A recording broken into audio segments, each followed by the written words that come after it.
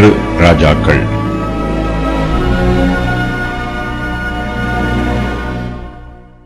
முன்னுரை.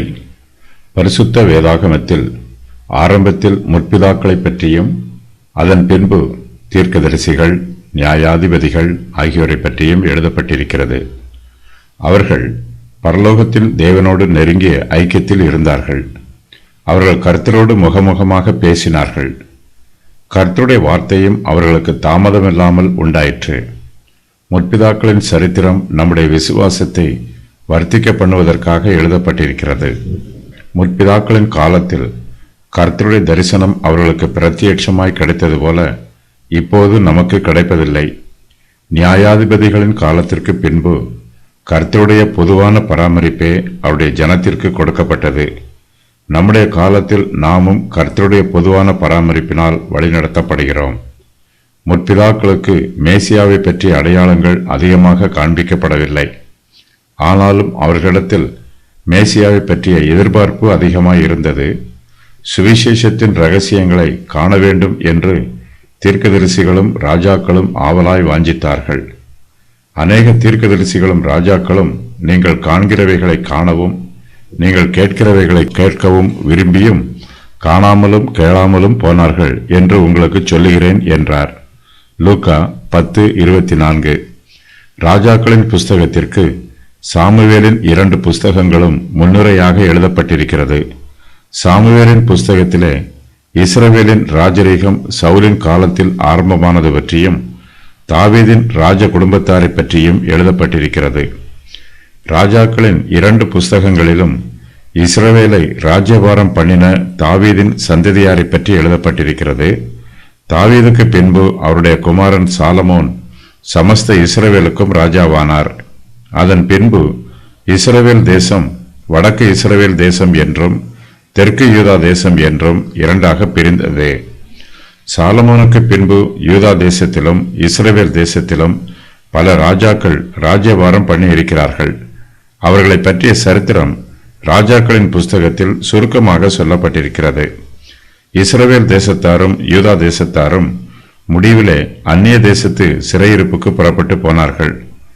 ஆதியாகமம் புஸ்தகத்தில் இருந்து குடும்ப நிர்வாகத்தை பற்றியும் பொருளாதாரத்தை பற்றியும் நாம் நல்ல உபதேசங்களை பெற்றுக்கொள்கிறோம். ராஜாக்களின் புஸ்தகங்களில் இருந்து அரசியல் பிரமாணங்களை பற்றியும் சமுதாய வாழ்க்கையை பற்றியும் நல்ல உபதேசங்களை கற்றுக்கொள்கிறோம்.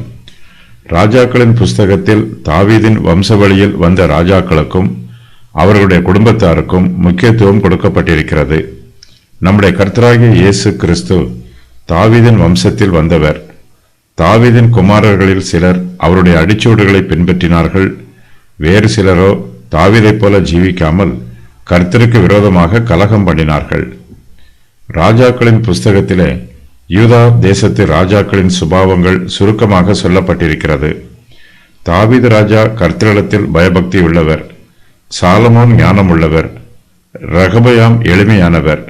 அபியா வீரமுள்ளவர். ஆசா நேர்மையானவர். யோசபாத் மார்க்க காரியங்களில் ஈடுபாடுள்ளவர்.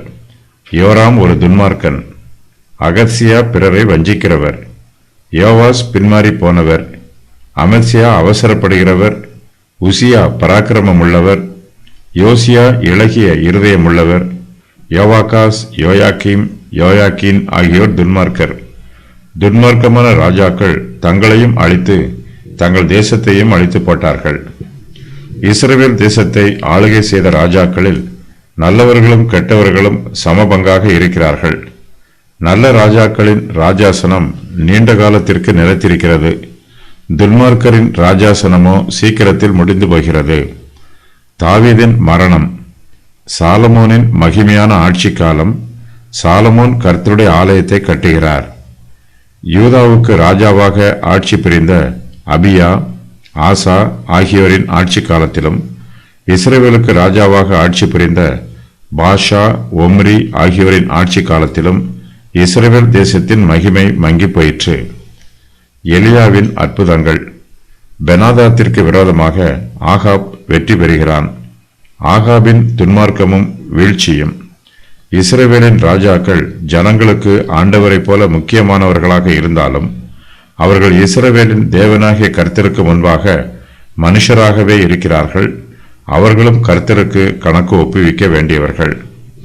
1 ராஜாக்கள் 2 ராஜாக்கள் ஆகிய 2 புஸ்தகங்களும் பாலஸ்தீன தேசத்தில் சுமார் கிமு 1046 முதல் 606 ஆகிய வருஷ காலத்தில் எழுதப்பட்டிருக்கிறது.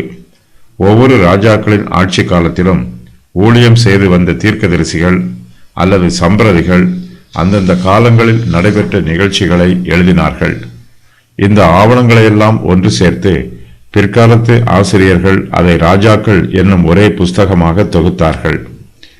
கிமு 294 முதல் 289 வரை உள்ள வருஷங்களில் எபிரேய மொழியின் பழைய ஏற்பாடு கிரேக்க மொழியில் மொழிபெயர்க்கப்பட்டு செப்துவஜிந்த் பதிப்பு வெளிவந்தது.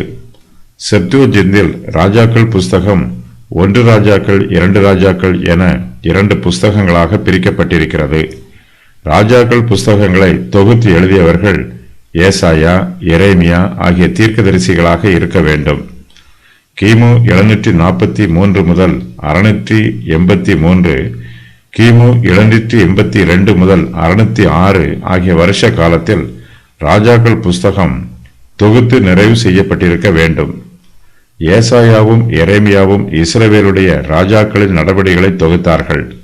நாத்தான், காத், இத்தோ, அகியா, யெகூ ஆகியோர் ராஜாக்களின் நடவடிக்கைகளை அந்தந்த காலத்தில் எழுதி வைத்திருந்தார்கள். யூதருடைய பாரம்பரிய வரலாற்றின் பிரகாரம் எரேமியாவே ராஜாக்கள் புஸ்தகத்தின் தொகுப்பாசிரியர் என்பது தெரிய வருகிறது. ஆனால் 2 நாளாகமம் 32 வசனத்தில் ஏசாயா இதை எழுதியதாக குறிப்பு உள்ளது. எசேக்கியாவின் காலம் வரையிலும் ஏசாயா ராஜாக்களின் புஸ்தகத்தை எழுதியிருக்க வேண்டும். அதற்கு பிற்பட்ட காலத்தில் இருந்து சிறையிருப்பு காலம் வரைக்கும் உள்ள வரலாற்றை எரேமியா எழுதி இந்த புஸ்தகத்தை நிறைவு செய்திருக்க வேண்டும். 1 ராஜாக்கள் புஸ்தகத்தில் கீழே கொடுக்கப்பட்டிருக்கும் காரியங்கள் மைய கருத்தாக சொல்லப்பட்டிருக்கிறது.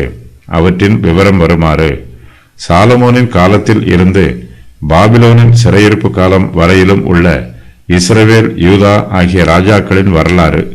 இதில் 413 வருஷங்களில் நடைபெற்ற வரலாறு எழுதப்பட்டிருக்கிறது. 1 ராஜாக்கள் 2 ராஜாக்கள் ஆகிய புஸ்தகங்கள் தாவீது ராஜாவை பற்றிய சம்பவங்களை விளக்கி ஆரம்பிக்கிறது. பாபிலோனின் ராஜாவை பற்றிய சம்பவங்களை விளக்கி முடிவு பெறுகிறது. தேவாலயம் கட்டும் பணி இந்த புஸ்தகங்களில் ஆரம்பிக்கப்படுகிறது. தேவாலயம் அழிக்கப்படுவதை பற்றிய செய்தியுடன் இந்த புஸ்தகம் முடிவு பெறுகிறது. தாவீதின் முதலாவது பின்னடியாரான சாலமோனை பற்றி விளக்கி ராஜாக்கள் புஸ்தகம் ஆரம்பிக்கிறது. இந்த புஸ்தகத்தின் முடிவில் சிறையிருப்பிலிருந்து விடுவிக்கப்பட்ட இஸ்ரவேல் புத்திரரை பற்றி விவரிக்கப்பட்டிருக்கிறது. இஸ்ரவேலின் ராஜாக்கள், யூதாவின் ராஜாக்கள் ஆகியோர் அனைவருமே தாவீதோடு ஒப்பிட்டு கூறப்பட்டிருக்கிறார்கள். தாவீதின் ராஜ்யம் தொடர்ந்து நிலைத்திருக்காமல் போனதற்கு காரணமும், இஸ்ரவேல் தேசம் அந்நியருடைய சிறையிருப்புக்கு போனதற்கு காரணமும் இந்த புஸ்தகத்தில் விவரிக்கப்பட்டிருக்கிறது.